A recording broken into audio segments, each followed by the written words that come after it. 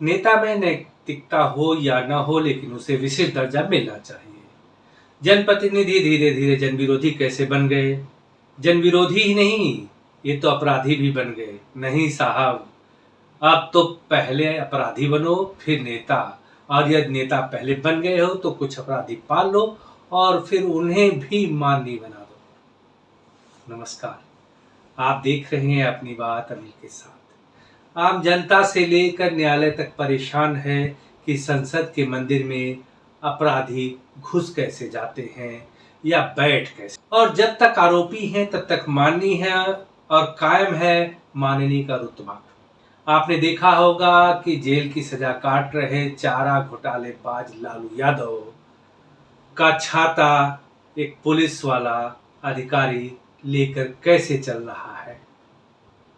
वर्ष 2016 में अश्विनी उपाध्याय ने एक याचिका दायर की थी, जिसके लिए सुप्रीम कोर्ट ने वरिष्ठ वकील विजय हंसारिया को न्याय मित्र नियुक्त किया था।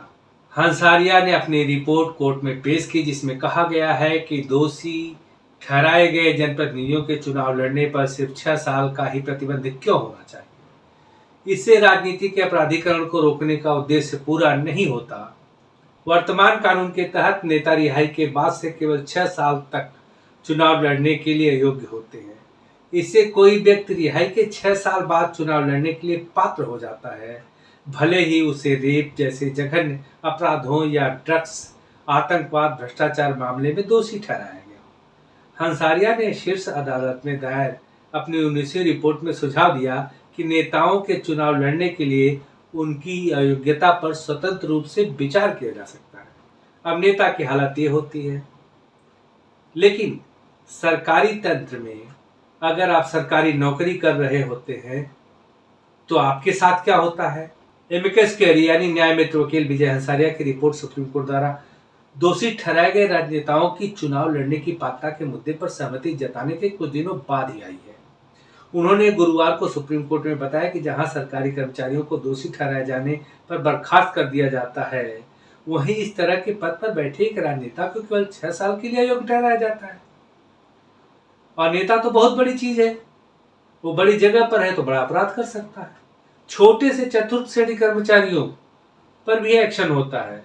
अभिसा समानता बताते हुए श्री वकील ने कहा, केंद्र सरकार और सरकार के कर्मचारियों पर लागू सेवा नियमों के अनुसार नैतिक अधमता से जुड़े किसी भी अपराध के लिए दोषी ठहराए गए व्यक्ति को सेवा से बर्खास्त किया जा सकता है।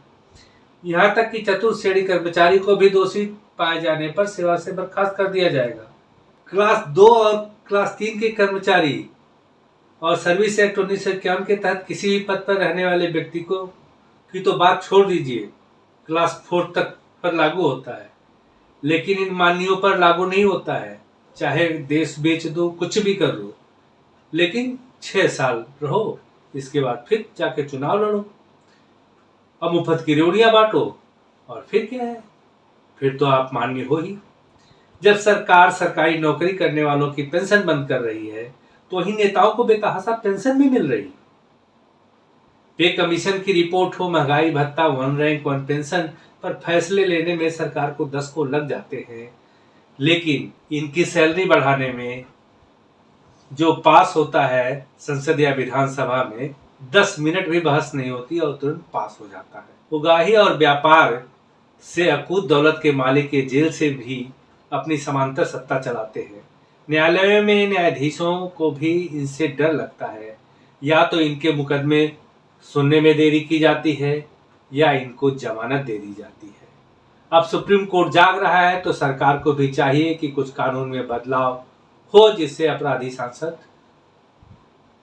तक न पहुंचे। लेकिन साथ ही साथ हम जनता का भी काम है कि इन दरिंदों और दैत्यों को भगवान न बना दें।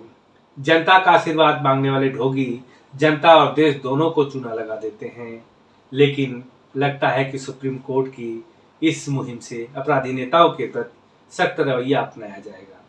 मैं भी अपना रवैया अपनाता हूं। जी हाँ, वही आपसे अनुरोध करने का, वीडियो को लाइक कर दीजिए और चैनल को सब्सक्राइब यदि नहीं किया है तो अच्छी लगी है तो मित्रों में भी शेयर कर दीजिएगा। इसी के साथ विदा लेता हूँ, मिलूंगा अगली वीडियो में। तब तक के लिए नमस्कार, जय हिंद।